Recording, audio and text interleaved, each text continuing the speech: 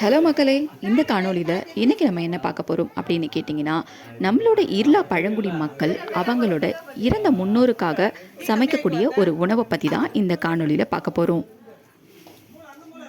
இது வந்து பொரியரிசி மாவா? பொரியரிசி மாவு. இதை எப்படி செய்கிறாங்க அப்படின்னு கேட்டிங்கன்னா, பொரியரிசி மாவில் வெல்லம் கலந்து இந்த உணவை அவங்க செய்கிறாங்க. இது அந்த குடும்பத்தில் இருக்க எல்லாரும் செஞ்சுறது கிடையாது. அந்த குடும்பத்தோட மூத்த மருமகள் தான் இந்த உணவை சமைக்கிறாங்க.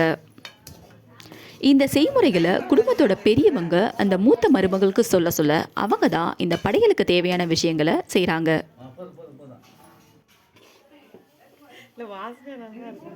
பிண்டு என்ற வார்த்தைக்கு என்ன பொருள் அப்படின்னு பார்த்தோம்னா, இதுக்கு நிறைய பொருள்கள் இருக்கு.